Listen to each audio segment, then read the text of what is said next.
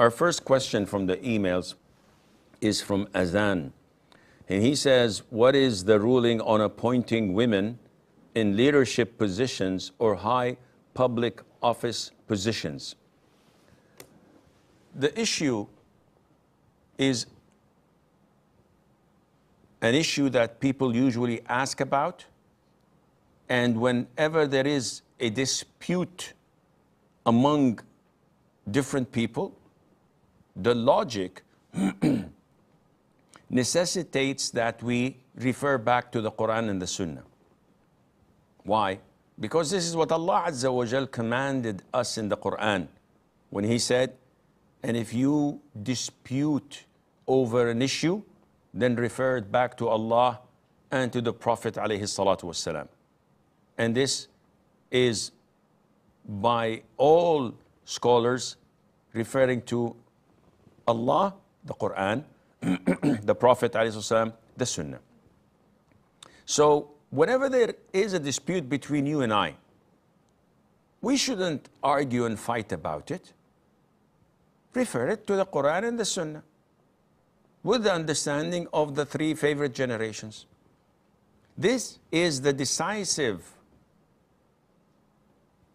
controlling element in any argument between Muslims. Not the logic, not what is happening, not history, rather the Quran and the Sunnah. So what's the ruling on women taking high positions? A ruler, a leader, etc. Allah says in the Quran, الرجال قوامون على النساء بما فضل الله بعضهم على بعض. Men are guardians and protectors of women. Why? For two reasons. One, because Allah favored men over women. That's it. Muslims don't argue. This is what Allah says in the Quran. Two, because what they spend from their wealth.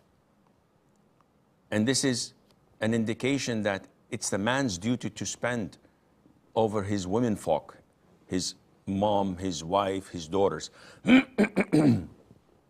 Now, from the Sunnah, the Prophet said, alayhi salatu wasalam, any nation would not prosper, would not succeed if they were to hire and appoint a woman as their leader. And this was related to Persia, when their king had died and they appointed his daughter. And through logic, women are ordered to wear the hijab and to be segregated from men and to be appointed upon men who are non-mahram to her defies the purpose of hijab. She would have to communicate, she would have to be in seclusion, she would have to look at them and they look at her.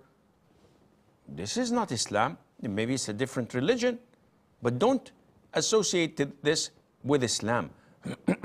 Beside the point that she has her cycle every month that may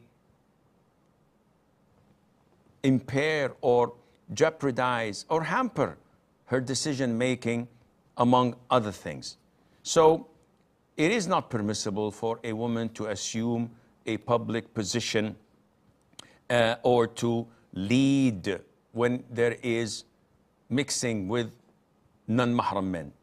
But if she is the owner of a company, she's a CEO, and she can delegate things and she doesn't have to mix with other men or be alone with them, in this case, inshallah,